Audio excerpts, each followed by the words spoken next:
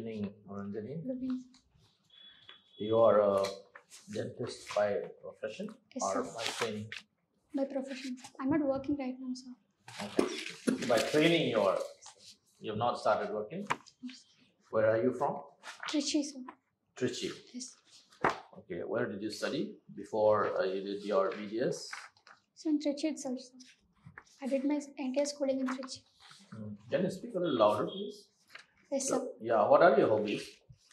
So I'm a trained classical dancer and I read fictions and I also watch movies and sitcoms. Okay. Why do you want to shift from BDS or being a dental doctor to trying to be a civil servant? So during my internship, when I wanted to think about what to do further, and I had both two choices. I want to do MDS or move towards civil service. And since my childhood, my father always used to tell me about how the system works and all. And during my 12th standard, I had the opportunity to visit Labasna, Parliament, and how the entire system works. So I was attracted to the civil service. So I thought I'll give a chance to it. Very good. You took anthropology as your. Yes. Okay. So, can you enlighten us a little bit about dental health in anthropology? How does the teeth, the cranium help in determining anthropological ancestry of us? Can you tell us a little bit on that? Yes, sir. So we can start with the number of teeth. For example, the previous Homo sapiens, for example, they have three set of molars. Right now, we are not seeing the third molars in the present generation. It is de-evolving because of lack of use for the third molar given our food practices right now, number one. And secondly, the presence of diastema, which is the gap between the anteriors, which used to be seen in the lesser homos, which is absent in the present Homo sapiens. So other than that, there are also changes, differences in terms of canine, etc. So okay, so thus you mean to say that evolution yes, is having an impact on the way that there's a connection between the two. Also, the prognathism of mandible are also less seen in the Homo sapiens. Okay, if a person is malnourished, let me come to malnutrition. How big is the problem of malnutrition in this country, and especially in Tamil Nadu? Tamil Nadu, compared to India's malnutrition status, Tamil Nadu is doing a lot better. Tamil Nadu right now is facing two problems. On the other side, there is a case of anemia and malnutrition. On the other side, due to increased intake of junk foods in Tamil Nadu, there is also a problem of increasing obesity among children. So. And I'm not sure of the exact numbers, but it is there. Sir. Almost 45% of women are suffering from anemia. 35% of children are stunted. Around 19% are wasted. How much percentage of children? 35% of children are stunted in terms of growth. Yes. Is that 26? Anyway, 25%. But it's good. I mean, you got the hand. What can we do about it? So it needs a long, comprehensive plan. So it cannot be done over a day or anything. For starters, we can implement a Poshan Abhiyan and midday meal scheme in a larger and a targeted manner by improving the nutrition we are giving to the children. For example, we can give them more better nutrition. For example, Tamil Nadu midday meal scheme has been giving eggs, two eggs every week, sir. So such programs can be implemented throughout India, number one. And number two, recently India has been trying to push millets around all households, which is more nutritious compared to the cereal-centric food habits which we are following right now, sir. Secondly, and thirdly, we should move more towards vegetable-oriented food items, etc.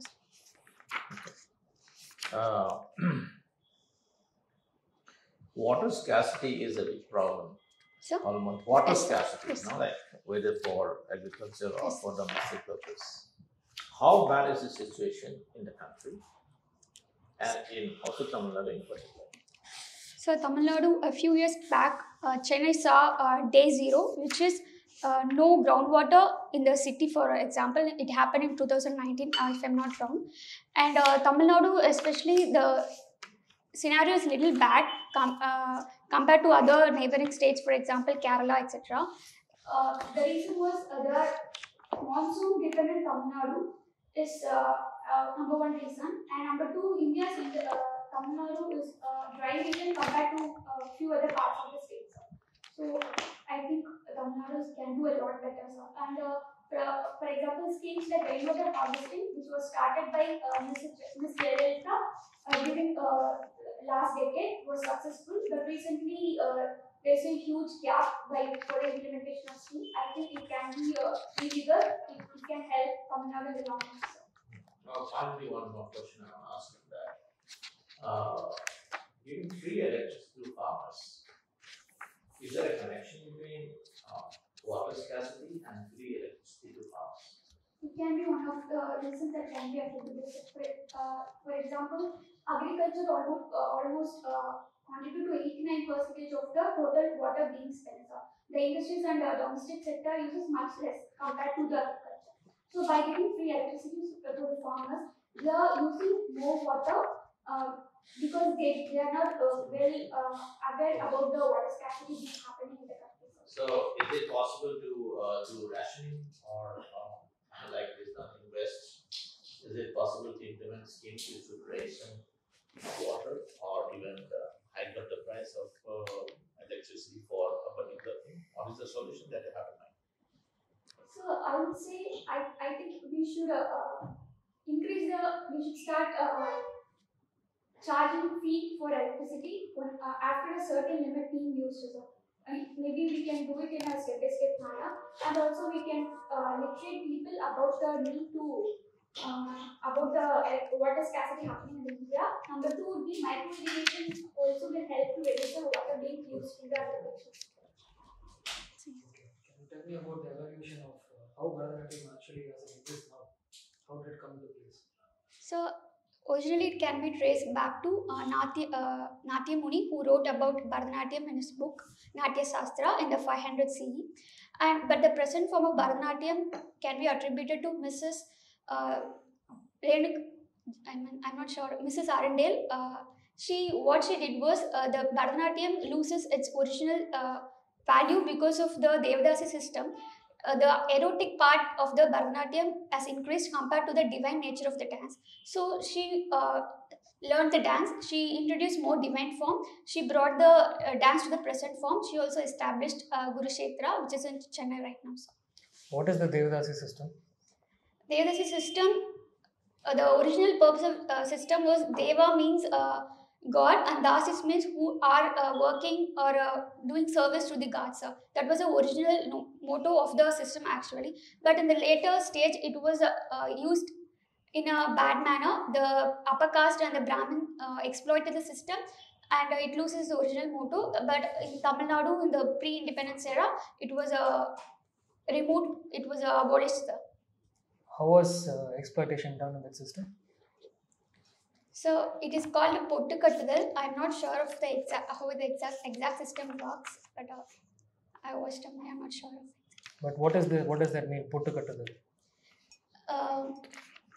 Those girls will not be given chance to have a normal life. So girls from that particular caste will not be given a chance. They will be sent to those temples. They will be taught dance and music from childhood. They have to stay in the temple, service to the temple only. So was Bharatanatyam restricted to lower caste or upper caste before independence or in its earlier form? So the lower caste, I don't think they had the time to learn the dance or anything. And the upper caste, I don't think they would have thought it is something to learn by the women of upper caste. So I think it is restricted only to those Devadasi systems. If I'm not wrong, so I'm not sure of that. But Devadasi is not a caste, so you're not sure whether it's restricted to upper caste or lower caste or any caste. No, sir. I'm not sure. Okay. Was it practiced only in temples, or it was also practiced in functions or in public? So there were also dances in king's palaces, I guess. Space. Okay. So, can you just tell me about some different hand gestures that you use in Bharatanatyam and their meaning?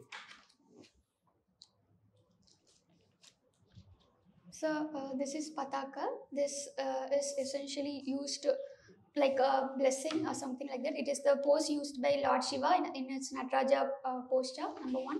Number two, this is Kataka Moga. These are the steps, mudras used to dance, and Mayurakya. This can be used to simplify the other, the change or the different, something like that. So number three, and only this much I remember right now. If I pinch to I can. Okay. So, in Bharatanatyam, do you try to depict some stories or some incidents from some, God stories. from God stories? So, which one do you like the most? So we used to have a depict entire wedding of Lord Ram or Lord Shiva, etc. So I think that's the most interesting part for me. So, which part did you play in that in this performance? I used to be the dancers around. It used to last for around 2-3 hours, sir, from the childhood to the upper till their marriage, sir. The entire line of those gods. So, you have done an Arangetram yourself? I haven't, sir. I did till Salanga Puja, but I couldn't finish it off because of education. Okay. Can you tell me about other contributions of Rukmini Devi Arundale as regards Bharatanatyam? I'm sorry, sir. So she was a member of Rajya Sabha, and she, because of her Prevention of Animal Cruelty 1962 was passed in the Parliament, and she started the Animal Welfare Board of India, sir. Okay. Can you tell me about some present day famous exponents of Bharatanatyam? Yes, sir. Miss Bala Saraswati, and recently transgender got a Padma Bhushan award for her contribution to dance. I think her name is Miss Nartangini, and Shobana, she's a cinema heroine. I can remember three names. Yeah, are there any good organizations working for the promotion of Bharatanatyam? I know, I can remember Kala Kshetra in Chennai, only that much I know. Okay, but there is no such Bharatanatyam association or anything to promote this dance form? There is Sahitya Academy which works towards the establishment of cultural traits. Now, I am not sure if there is anything specifically for Bharatanatyam. Which other classical dances of India do you think are kind of, as great as Bharatanatyam? I personally like and I wanted to learn Kathak, but I think all dances are equally good and have their own peculiarities. I'm not sure it is right to compare these dances because they are old, they are classical, etc. How is Kathak, for example, different from Bharatanatyam? So the entire style itself different. For example, the Kathak is mostly concentrated on the dance part, footwork part, while Bharatanatyam concentrate more on the Abhinaya part too, where we depict stories. And secondly, classical music is more, Carnatic music is mostly used in Bharatanatyam, but Kathak use Hindustani music too, so. Okay. Can you tell me about some famous exponents of Kathak? Briju, I'm not sure, sir. Recently someone passed. Briju something, I'm not sure, sir. Okay. Thank you. Thank you, sir. There's something called as Project Pilgrimage. It is promoted by governments, even the Western governments. Project? Pilgrimage. I'm not sure, sir. I have to read. That project has got to do something with longevity, that is expanding our life. So, does teeth got to do something with the project or expanding the life of a human? So, given my knowledge, I think teeth is very important because of nourishing food items or chewing items is major reason because of which it helps in digestion. It will ensure we get the proper nutrition to the entire system of the body. So I think it plays a very important role. Can we know about the difference between race as a concept and genetics as a concept? So UNESCO few decades back conducted a exercise and said race is not an original concept, and for study purpose we can use race as a biological concept. For example, there are few cases, few diseases which are more common in few races compared to other races. So other than that, it is the problem with race is we are using it as a cultural concept. So number one, genetics is something that is being transferred from one people to another through offspring and through people as whole who live alone or isolated because of few geographical reasons and other evolutionary forces like mutation, hybridization, etc. So, Now, that having known that you're from Bharatnatyam, you said that sometime back it was just on a certain day it was created by Bharatnatyam yes. and it got codified. Right, and what does the temple of Nataraja and Chidambaram signify? So in this particular temple, he'll be in a dancing posture, and various gestures, hand movements depicts various reasons. Do you want me to? No. He stands on a particular man, which says defeat of ignorance and. So you mean to say the cosmic dance? Yes, sir. Now, cosmic dance from the perspective of faith is how the world was created. And as a doctor, you have a theory of evolution. So, which one would you like to take? So anything that comes with fact that has been proven, I think I would go with that, sir. Cosmic dance? No, sir. The evolution is profound. What does the name Edgar Thurston signify in the field of anthropology? Edgar Thurston. Thurston. No, sir, I can't recall.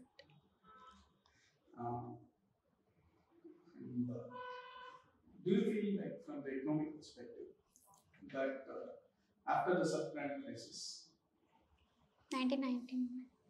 that is 2008, after the subprime crisis, there are two theories which have come across. That it is the subprime crisis which has driven the world economy to the point of rock bottom. And there is another school of thought that it says that the subprime crisis was an origination from a different decade, and it is the culmination of that process which has brought in the subprime crisis. So, which one would you? So the reason for the subprime crisis is what you are? The reason for the current meltdown of economics. Current meltdown. So the current meltdown of economics is number one would be the Russia-Ukraine crisis. Number two would be the present deglobalization happening. Thirdly, maybe because of the structural changes happening in the world as a whole. For example, the upcoming industrial revolution and the technological upgradation, automation happening. As an anthropologist, what does an anthropologist would have as an advantage in making administrative decisions? So anthropologists at present, they are masters. They know about the tribal people living around the world, indigenous people, and with the globalization happening, there is more integration of the tribal people into the mainstream society.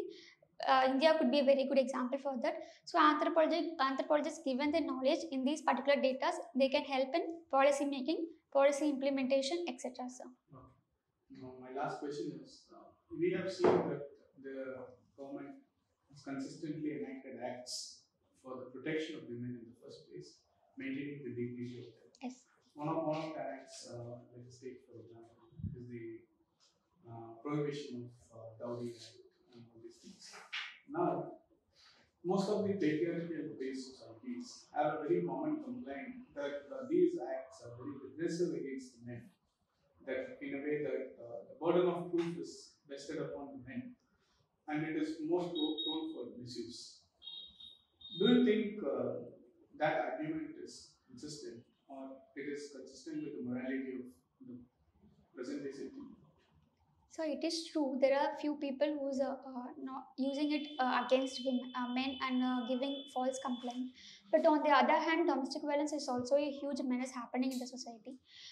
So I believe at present we cannot do anything about it. All we can do is we can ensure that the police act in a better way. We can give them a better tool to properly do with the case.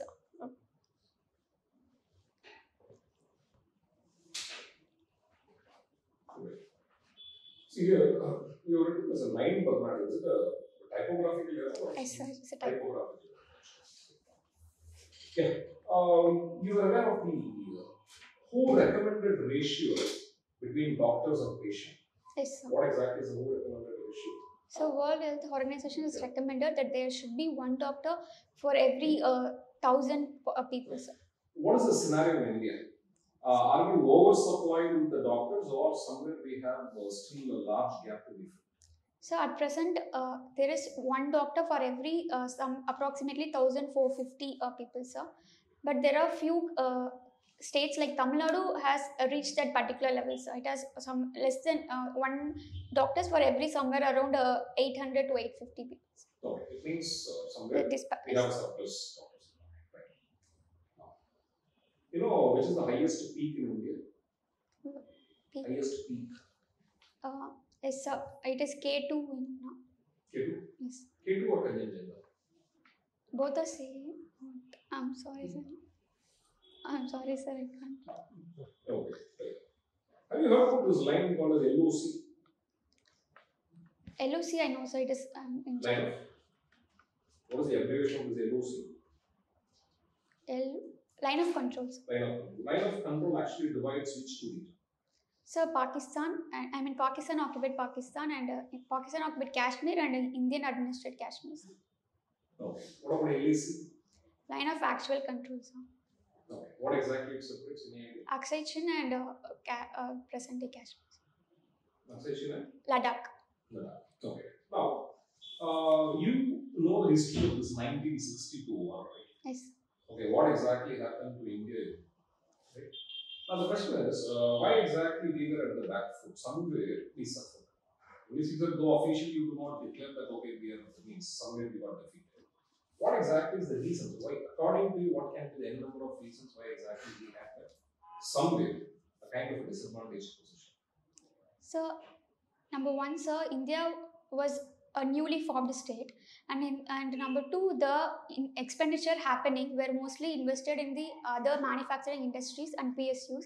So it led to lack of investment in the defense. So we were not ready to fight a war against a power like China at that point of time, sir. But during that time, Indian Air Force was much more evolved than the Chinese Air Force of that time. Right?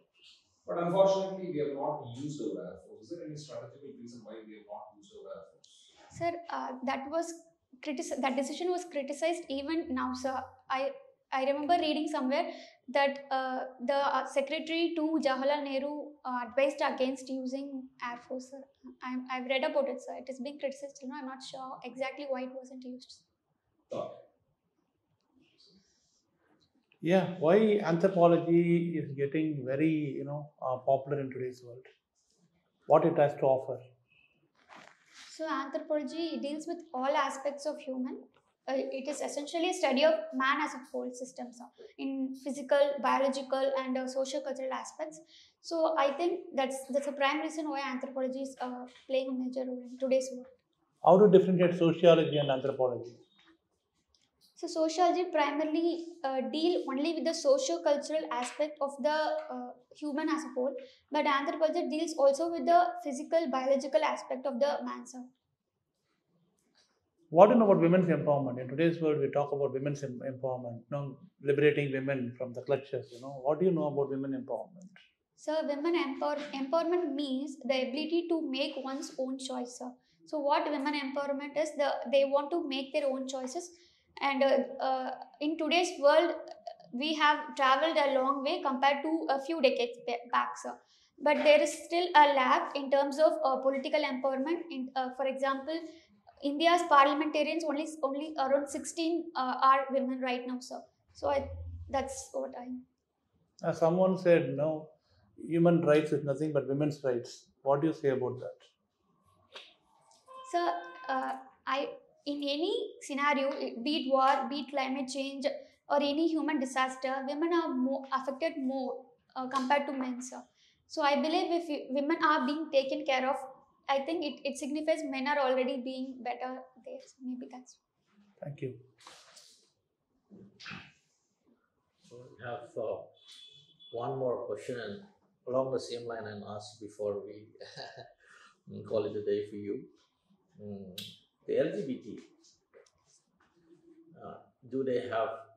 do you think they should have same, we can talk similar to what Sir said about can we empower them? Does it require empowerment? Do we need to recognize their rights? And what is the claim and what is this LGBT movement? So LGBT, they are. So are you asking for a definition, or do we need to be? No. What I'm saying is, like you were saying, we're talking about women empowerment. Now the LGBT is asking for recognition and their rights, and also not only rights, they're asking for empowerment. What is your take on that? So the human rights principle says all humans are born equal and free, sir. So they are very much part of our society. They have all the basic needs that every one of us are enjoying right now, sir. So I believe their rights should be recognized, sir. Yeah, good. Thank you. Thank Very you, good. sir. Thank you. Very well. Okay. A word of caution about using names when, like, whether it be of community, whether it be of person. So that you may rethink whether you want to avoid or still insist on naming names. Like when you talk about Devdasi system, whether irrespective of which community you belong, mentioning upper caste, Brahmins, that may not be advisable. Okay? Otherwise, we find you to be very articulate, find you to be very confident, full of facts, and we don't have much to like improve upon what you have already said. So it's very good. I think. When you first came the first time, it was Sir who wished you. Yeah. You didn't And you rushed a little bit. So you wait. You go and just see board and you wish them and take it. Yeah. Right? And sometimes I have heard that some of the boards doesn't say people to sit. No. It's okay that you wish them and sit quietly. Right? And there was a friend of mine, sir. He was in the 8th batch. Now he is the director. When he entered the room, the question was asked. And he answered and went. That's what he told me. I answered and kept on going. So sometimes it may happen. Otherwise, you can politely say, "Sir, may I take a seat to answer the question?" Yeah, you can say like when they do things out of the norms. If you bring them to the norm. I mean, they may do it deliberately. They keep you a bottle of water and then they still ask you to draw something.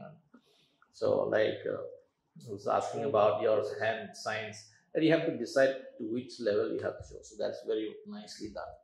So that is So I think since you have Bharatnatyam as a hobby, you can. I think you handle the questions well, all questions well. That is my first opinion. But secondly, I think you should do a little more preparation. Yes, sir. Because you are prepared and you know about it, but then some more things. And contentious are you do not. I mean, there's a difference between whether you need to say or you don't need to say. I mean, factually, whatever you said about upper caste or whatever happened is maybe true, could be true and probably is true. But then, do you need to say that? Did I ask you pointedly? Whether was it upper caste discrimination? If I had asked a question like that, then of course you can say what is your opinion. But then I didn't ask like that, so you do not need to say that. You can just say it was felt that people are discriminated. And otherwise, you can say there has been no opinion that such a thing has been. Yes. You don't need to do it yourself. You can blame, if you want to put blame, you can say that the Scholars. system was did this, Okay, sir. that it was exploited. Yes. That would do, it would suffice. Yeah. So that will help you in your working place in the future, not necessarily in interview. That's what we are looking at actually. Yeah.